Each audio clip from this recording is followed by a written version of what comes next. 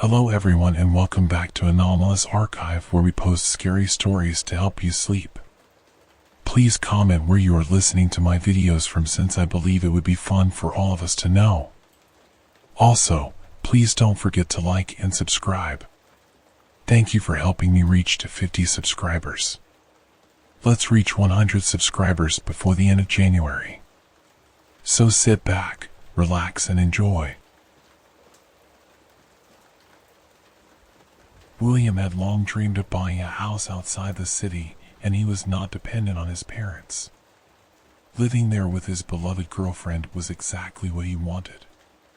While his mother periodically grumbled about it, his father was entirely on his side. You might even get married finally and take up something normal. Instead, you're sitting in front of that computer all day. Soon, you'll lose your mind completely. You know how it is. All the evil is embedded in those computers. A person sits there, tapping away at keys, and then bam, his brain goes haywire. He can't adapt to real life anymore, his father reasoned. Dad, what are you even talking about? What kind of brain going haywire? Everything's fine. That's my job. I'm a programmer, in case you forgot, William replied with a hint of hurt in his voice. His father's words hit a nerve. The computer not only provided William with an income he couldn't have earned elsewhere, but also appealed to his girlfriend, Helena. He stumbled upon the ad in the newspaper completely by chance. It was nothing out of the ordinary. For sale, house outside the city with a view of the river and forest. 12 acres. Outbuildings and a well in the yard. The price will pleasantly surprise you. Reading the ad, William nearly jumped to the ceiling. This is it. Exactly what I've been looking for all these months, he thought. Fearing the deal might fall through, he immediately called the listed number and arranged to meet the property owner. The house exceeded William's wildest expectations. A 2-story mansion, a stone fence, and a pool in the yard. It was all simply magnificent. And the view of the river? Mind-blowing. William was ready to hand the seller the money on the spot, just so he wouldn't change his mind or raise the price. The owner turned out to be a scrawny little man about 40 years old with shifty eyes, a puffy face, and slightly trembling hands. You must be an alcoholic, William thought. That explains it. He must have run out of money and decided to sell the place. Although, how did this drunk even get such a property? The seller's name was Isaac, and he had no intention of backing out of the deal. On the contrary, he himself suggested going to a notary to formalize the purchase agreement. What luck! If everything keeps going this smoothly, Helena and I could move in as early as tomorrow, William thought, barely containing his excitement. Soon, the deal was finalized, and each went their separate ways. That night, sleep stubbornly eluded William. He kept feeling as though, for some reason, the deal might get annulled, and he'd lose the property. Most likely, he just couldn't get used to the fact that he now owned something bought with his hard-earned money. The next day, William woke up at dawn, hurriedly had breakfast, and went to inspect his newly acquired house. Helena was supposed to arrive a bit later, once he had tidied up the place a little. Pulling his car close to the gates, he stepped out and looked around. The place was truly fantastic. The view of the river and forest evoked pleasant emotions, and thoughts of picnics and fishing swirled in his mind, making his heart flutter with excitement. Opening the gate with the key left by Isaac, William was about to step inside when he felt a curious, attentive gaze on him. Turning around, he saw a boy holding a ball. "What's up, kid?" William asked. The boy hesitated, coughed, and quietly said, "You shouldn't have bought this house, mister. There's evil living in it, you know?" "What are you talking about, kid? What evil? You've been watching too many horror movies?" William asked irritably. "No, it's not about horror movies. It's just that two families lived there before you, one after the other, and none lasted more than 6 months," the boy replied. The boy's words, of course, didn't seem convincing to William. And what was the point of discussing it now? The money had already been paid, and finding the seller, Isaac, would be unlikely. And why look for him when the house looked absolutely stunning? Dismissing the boy's words, William walked across the large paved yard and entered the house. Inside, it was quite acceptable. Sure, there was some dust and trash in places, but overall, there was nothing to complain about. The house seemed like a candy, with an interior matching its exterior. Shortly after, Helena arrived, and the sight of the house filled her with genuine delight. "This is a real family nest, darling. 2 floors, and a pool to boot," she exclaimed. William nodded in agreement. He definitely liked the house. However, there was something about it that made him uneasy and caused him to look over his shoulder whenever he was alone. The first night in the house went fine. No ghosts or poltergeists. A cozy family atmosphere, nothing more. A week flew by unnoticed. But on the 8th day, strange things began happening in the house. At first, it was subtle. When the owners weren't home, objects would be either scattered or out of place. "What's this? A local hobgoblin? My grandmother told me a story like this once. You come home, and the house spirit has cleaned up. That's if it's a kind one, of course. But if it's evil, there'll be a mess everywhere," Helena suggested. "Oh, come on, I don't believe in house spirits or other nonsense. It's all just fairy tales. People in villages love to talk about stuff like that when they're bored," William retorted. Helena shook her head but didn't argue with her fiancé. Meanwhile, the oddities in the house began occurring regularly. It didn't matter what time of day or the weather outside, objects continued to be scattered around, and at night, footsteps and creaking floorboards could be heard. Several times, William jumped out of bed in the middle of the night with a flashlight in hand, but it was all in vain. The house was empty. However, one time, Helena did notice barefoot, muddy footprints on the parquet, leading from the living room door. "This is strange somehow.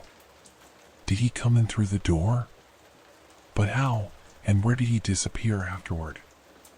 William asked himself the same question over and over again.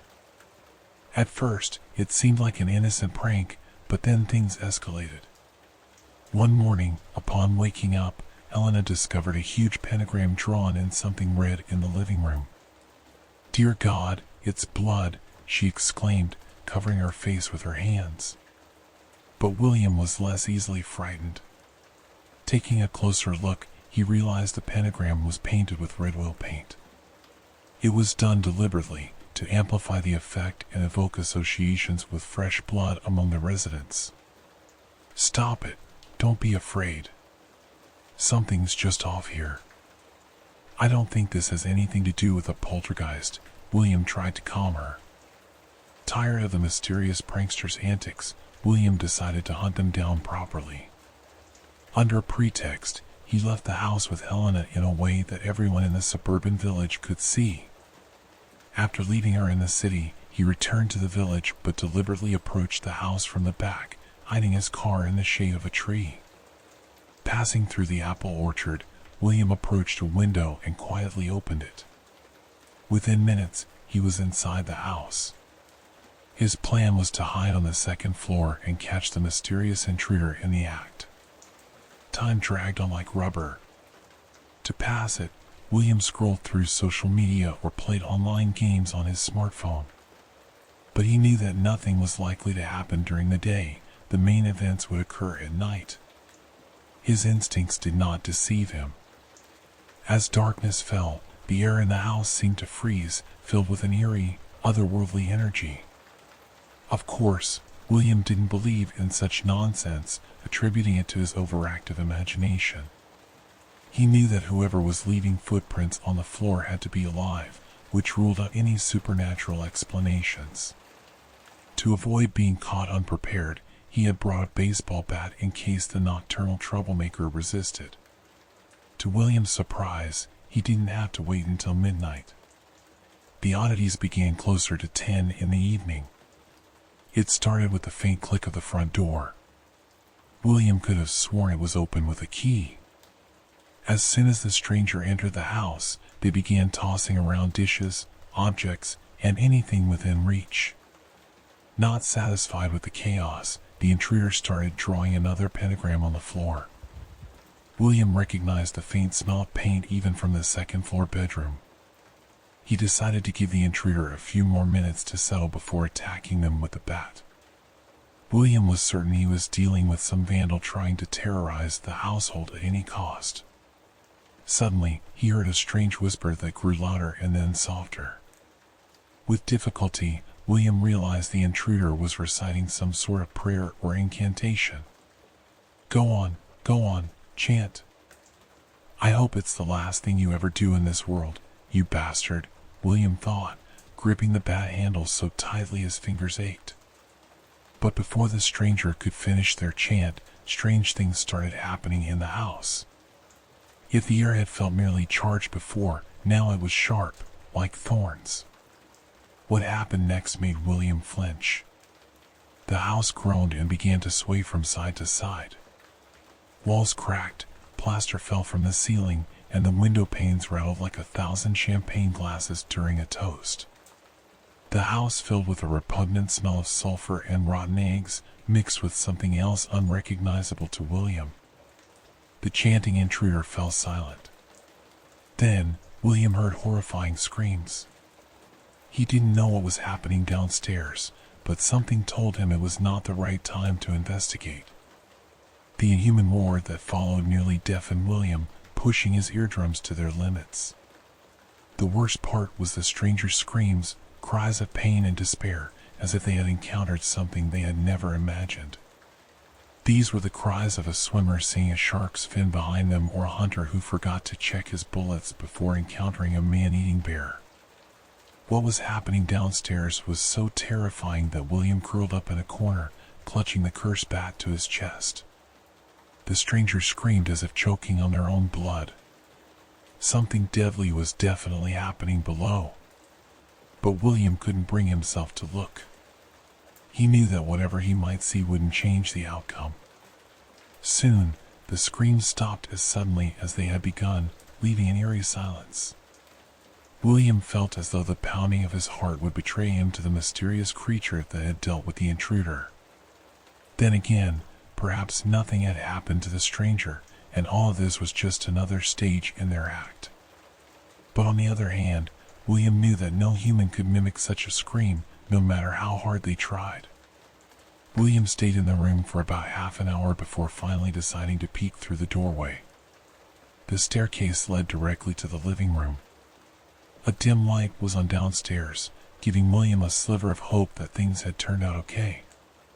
Trying not to make a sound, he cautiously started down.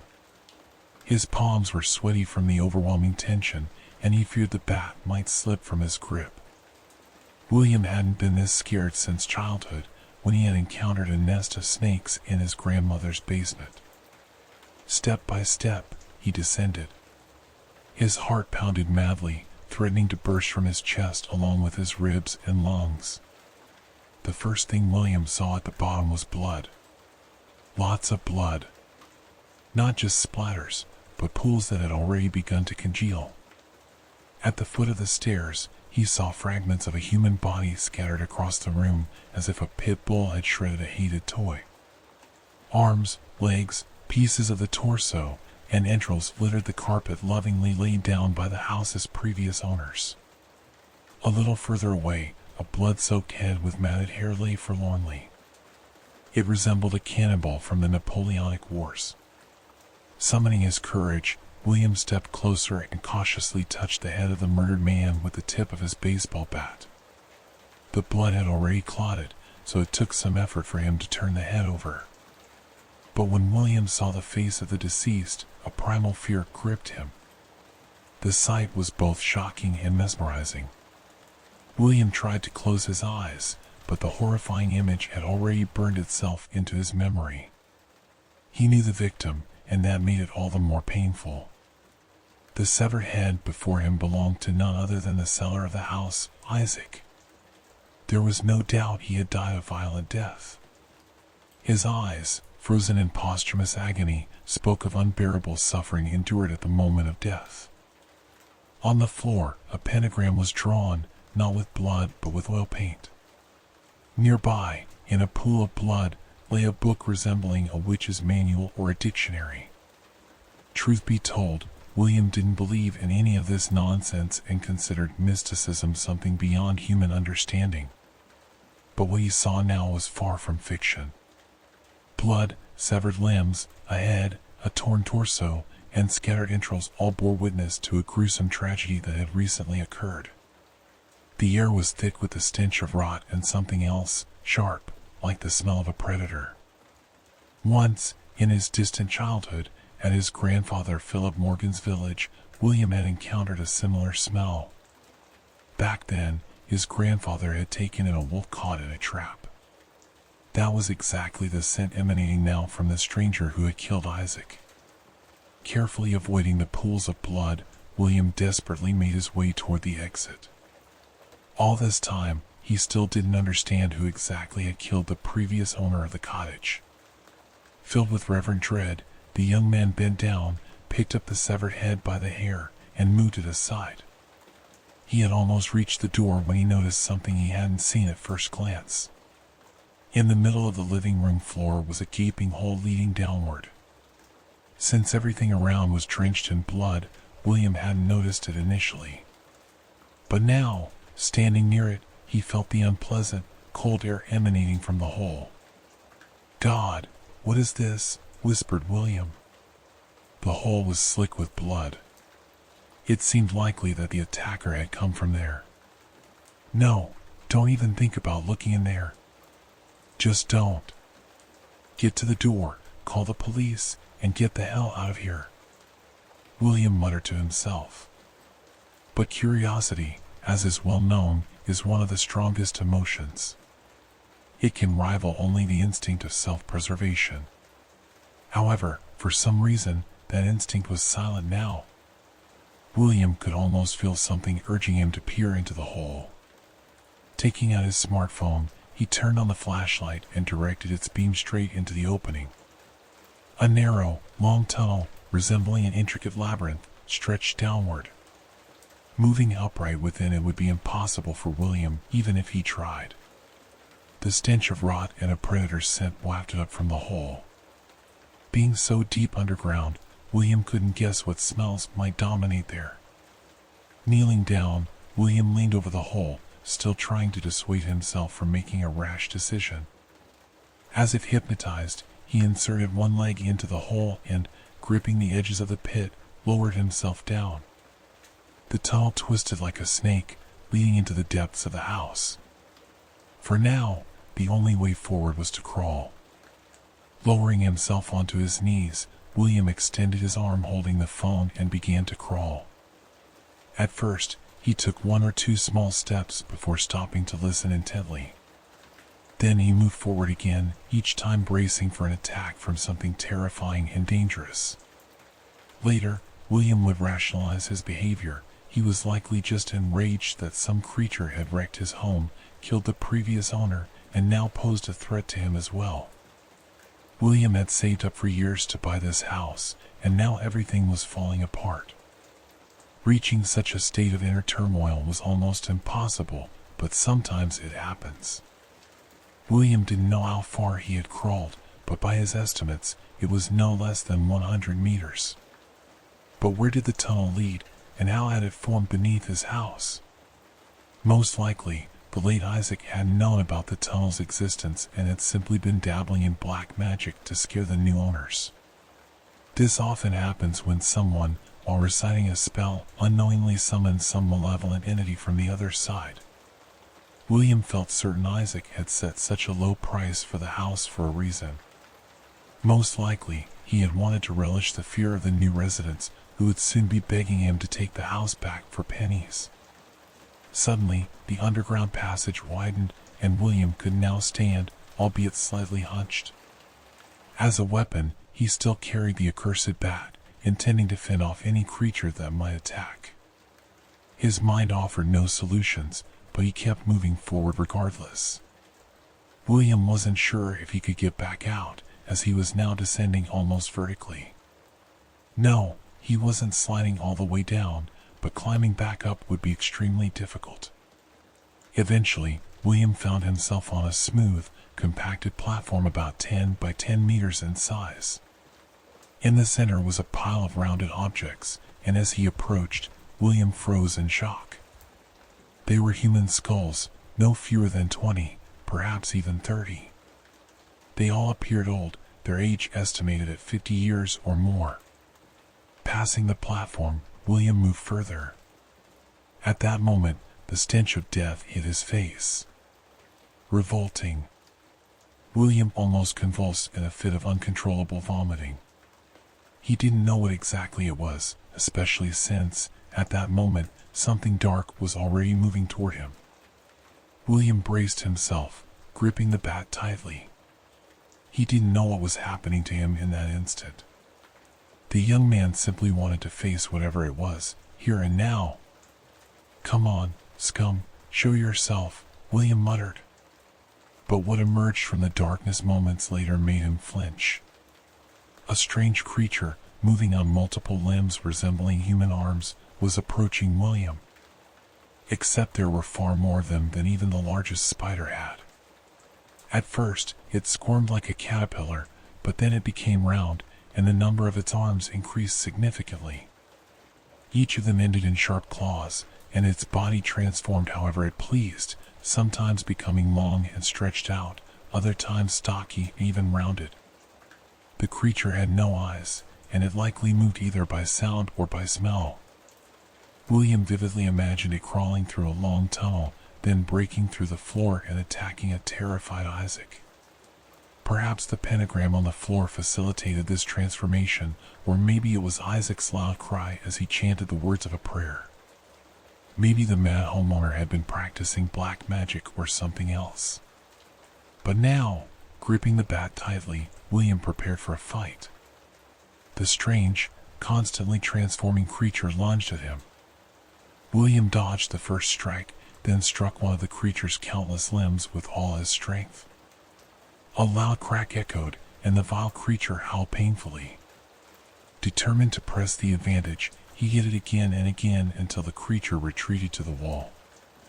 The young man didn't know why this abomination had decided to attack him, but there was no time to figure it out. So, he simply accepted the fight.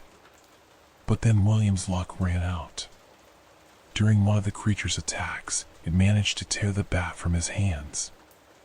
Almost immediately, it knocked him onto his back and brought its nightmarish mouth closer to his neck. William shut his eyes and screamed at the top of his lungs. He understood that in just a moment, he would meet his end. Everything went dark, and then William simply lost consciousness. William didn't know how long he remained unconscious, but when he finally came to, it took him a moment to realize where he was. He was lying on the floor in the living room and, overall, felt surprisingly fine. The most curious thing was that there was no blood in the living room. There were no signs of destruction or torn apart bodies on the floor. What had happened here? William still couldn't figure it out. His clothes were soaked with sweat, but there wasn't a single drop of blood on them. There was also no hole in the floor, and the dead homeowner was nowhere to be seen. Noticing the dawn breaking through the window, the young man realized it was morning. So, was this all just a nightmare? Just my imagination? William thought, bewildered, and let out a heavy sigh. The next day, William tried to call the previous homeowner, Victor, but the indifferent voice of the phone operator informed him that the person he was trying to reach was unavailable. The whole situation seemed extremely strange, especially considering what William had dreamt the night before. When Helena arrived from the city, William decided not to tell her about how he had fallen asleep and experienced the same terrifying nightmare for hours. Perhaps it all happened because of his emotional state. He resolved to investigate the mysterious house. At the same time, he constantly felt as though someone was watching him. Then he recalled the words of a boy on the street who had said that pure evil resided in that house. Meanwhile, Isaac had vanished without a trace. William even went to his rented apartment but was unable to find the former homeowner. Determined to confirm or refute his wild hunch, William tried to dismantle the floor where the hole had appeared during the night. At first, Helena treated him like he was crazy. "What are you doing? Why are you tearing up the floor? Who's going to fix all this later? And this is expensive parquet." But William stood his ground, wielding the hammer and crowbar like a seasoned carpenter. Soon, he managed to pry up several boards, and that's when the smell from the previous night hit him again. Below lay human remains, belonging to the late Victor. And then the house came alive. Only now did William realize that it was a single organism, and what he had almost descended into last night served as its digestive system. It was a true manifestation of fear and nightmare. The house was carnivorous. It devoured and killed its inhabitants more efficiently than any spider spinning its web. William didn't know what role Isaac played in all this, but it was likely that the former homeowner was aware of the house's dark secret and had been performing his blood rituals. Perhaps Isaac was trying to appease the evil spirit dwelling in the walls of the house. After tearing up the floor, William pointed out the tunnel to Helena, the very one that had spat him out not so long ago. It was all one big nightmare. Victor, some creature in the basement, and the house itself were a unified entity, both a vision and a spawn of darkness. Grabbing Helena by the hand, William turned toward the door. But it was suddenly and inexplicably blocked. The lock wasn't engaged, but the door simply wouldn't budge. At that moment, the house groaned and creaked like pines in a hurricane. The roof screeched like a poorly tuned piano, threatening to split apart. Then, in the floor, the massive gap reappeared, looking to William like a gaping maw or an enormous chasm ready to swallow him and Helena straight into the creature's stomach.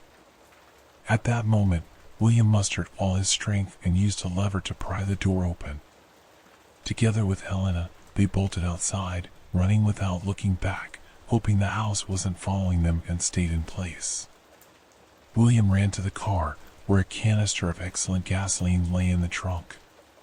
Naturally, the house resisted its fate, desperately trying to drag the young man back inside. In his haste, William accidentally splashed not only the house's walls but also a good amount of gasoline on his own arm. When everything ignited, his left arm instantly became a torch. It took a tremendous effort to extinguish his burning shirt, with Helena's partial assistance. The house groaned and roared like a wounded beast. It was a cry of terror, fear, and pain. For the first time in its existence, the house had failed to claim a victim. All this time, it had reliably received sacrifices from its idol worshipper, Victor, who lured new residents to it. Isaac deliberately frightened them so the house could first feed on their fear and then consume their flesh. But for some reason, Isaac was no longer needed, and the house ultimately devoured him as well. William didn't leave the burning ruins until only a charred skeleton of the house remained. Taking Helena by the hand, he headed toward the car, knowing full well he wouldn't be able to drive because of the burn on his left hand. But at that moment, William didn't care anymore. The most important thing was that the cursed house had burned down, and no one else would fall into its sticky, nightmarish trap.